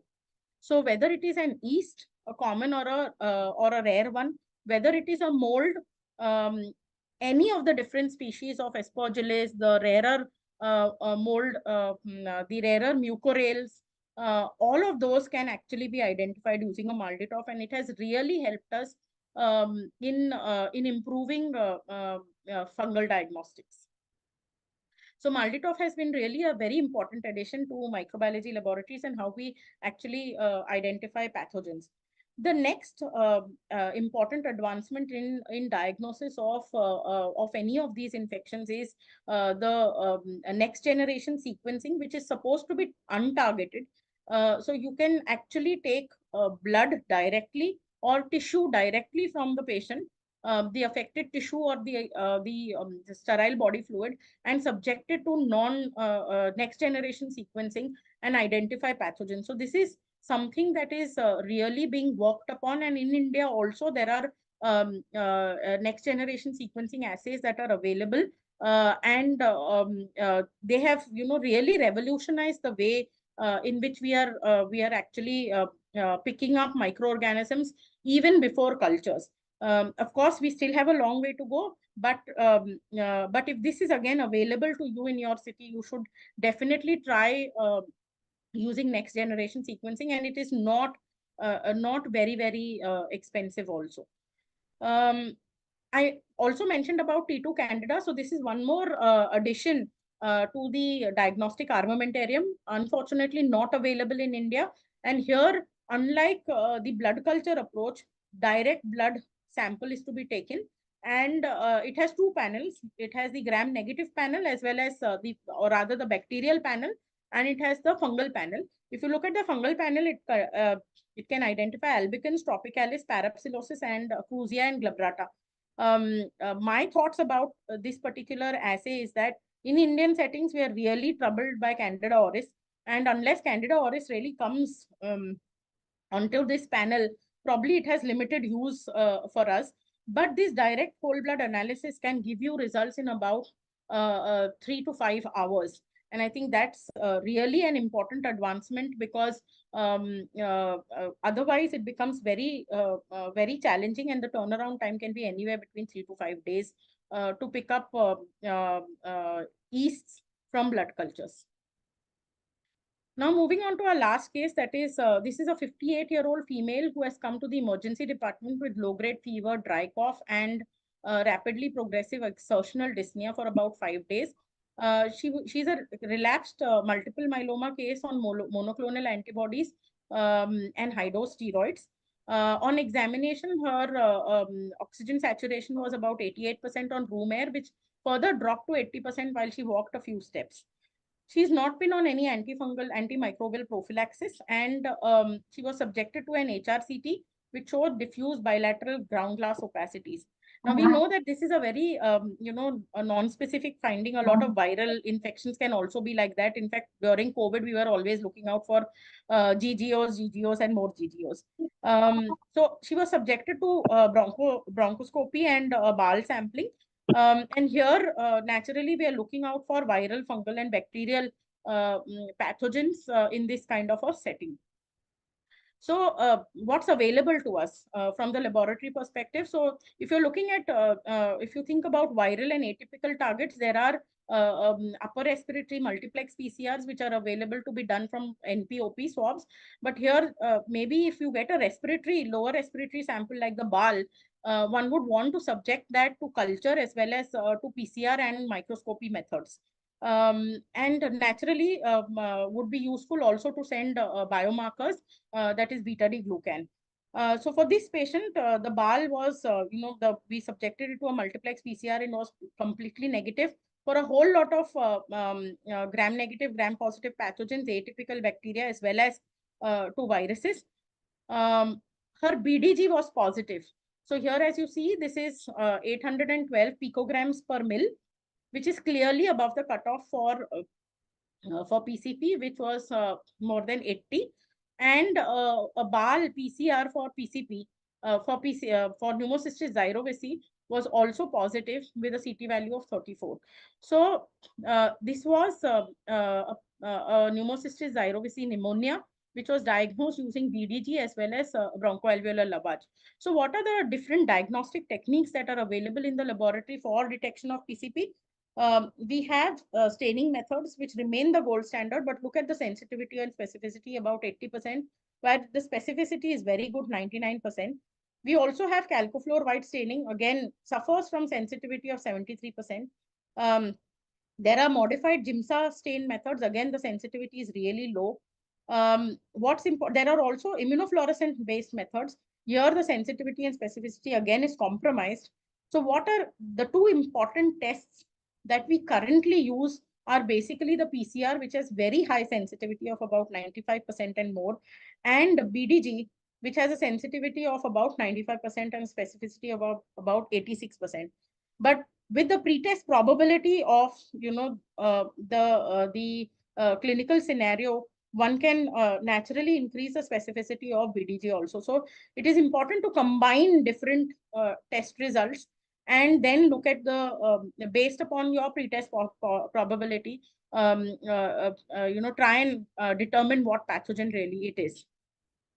So What are the laboratory challenges that we encounter while diagnosing invasive fungal infections? Most fungi are very slow to grow. Speciation is really important in today's day and time because it's not sufficient to say Candida species. It's not sufficient to say probably Rhizopus species. Because there are, we know that there are intrinsic resistance patterns that are present amongst the different species. There are also emerging resistant patterns that are seen. As a result of it, speciation is extremely important, and therefore MALDI-TOF as a technology is critical to correctly identifying any of these fungal pathogens right up to the species level. Then MIC breakpoints are not available. This is something that I mentioned earlier. Also for molds and for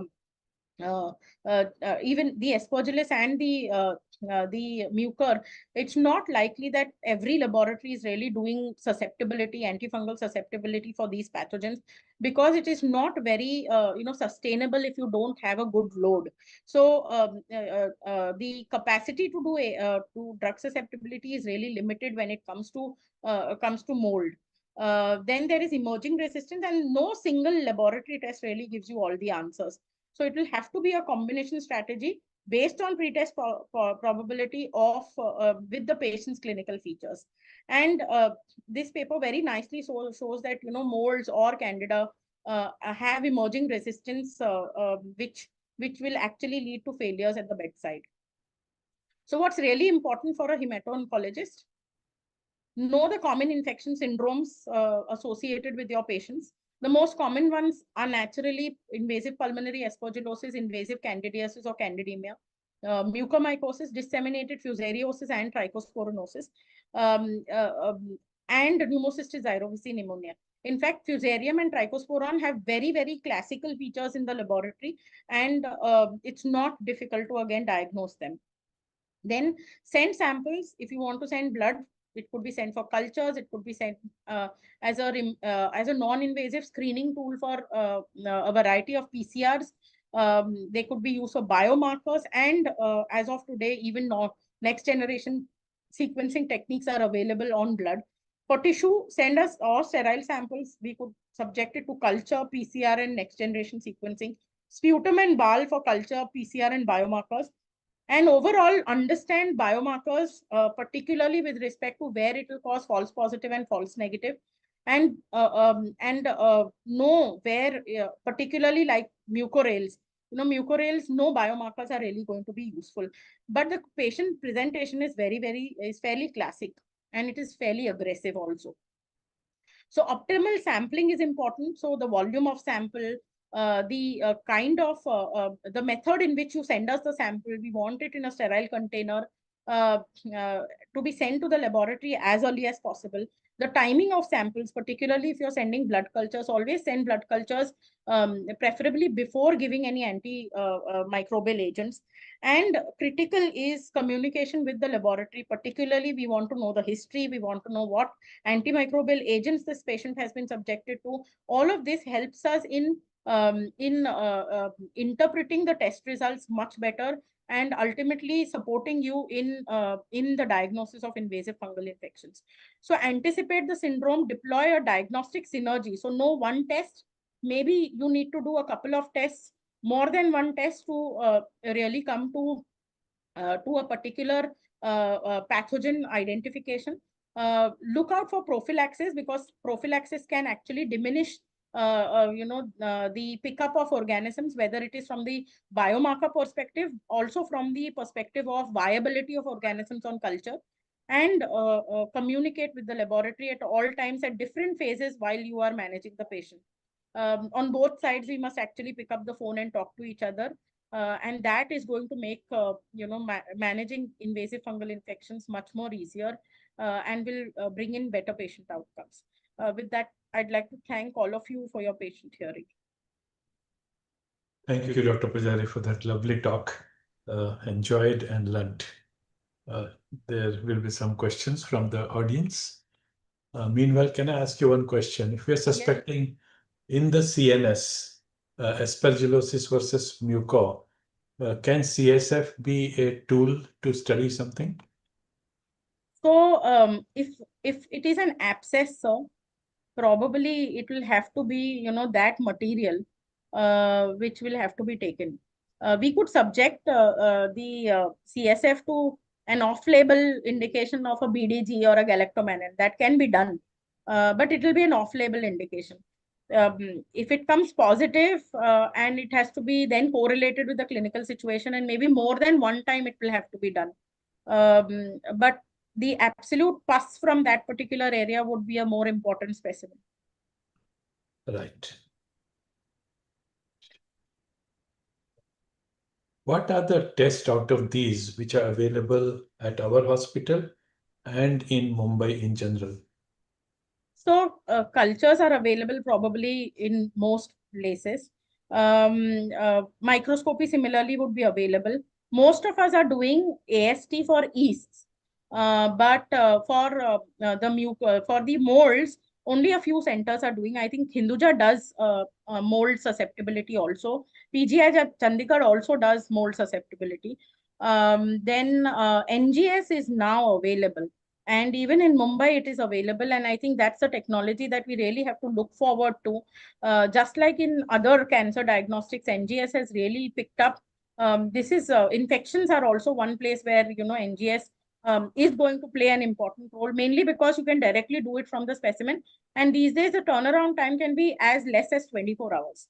So that is also available here in India, in Mumbai, as well as other parts of the country, because it's a couple of agencies which are giving it, and they're doing a good job. It all depends upon what kind of specimen that you give. So microbiology is entirely dependent upon the specimen quality. One question in the chat box is the NGS test same as BioFire? No. So BioFire is actually a multiplex PCR assay, and it has only specific targets, and it is syndrome based. Okay, so if there is a bloodstream infection, what are the different pathogens that we would commonly see? Let's say 80% of bloodstream infections will have these pathogens. So that is part of BioFire. Whereas NGS is kind of a non-targeted technology where a whole lot of pathogens, whether it's gram-positive, gram-negative, opportunists, fungi, viruses, can be picked up. Of course, you have to ask the agency whether they have validated it for all of these pathogens, but most NGS agencies have fungi, both mold as well as yeasts on their panel. Thank you. Any other question from anybody? Okay, in that case, Dr. Aruna, yeah, Amit, you have a question? Yeah, one thing you mentioned about the PCP pneumonia. What is the best way to diagnose PCP pneumonia? Is it from the first you do BDG? If BDG positive, then the BAL, and then BAL should be subjected for the PCP. Is it the order? Yes. For PCP pneumonia? Yes. So basically, of course, the clinical syndrome is important. You will have your suspicions. You will, based on those suspicions, if you land up doing a bronchoscopy, please, meaning send it for a PCR, and the BDG will have to be done from the serum sample. So serum, then BAL, and BAL will be subjected to a PCR. Okay. And stains, of course. And then Sorry. Okay. So it's a sequential serum. Sequence will be serum, then BAL, Yes. then the PCR. So BAL, from the BAL, Okay. we do a PCR. Thank you. Okay. So thank you, Dr. Aruna, so much for educating. Thank you, sir. Lovely. Enjoyed it.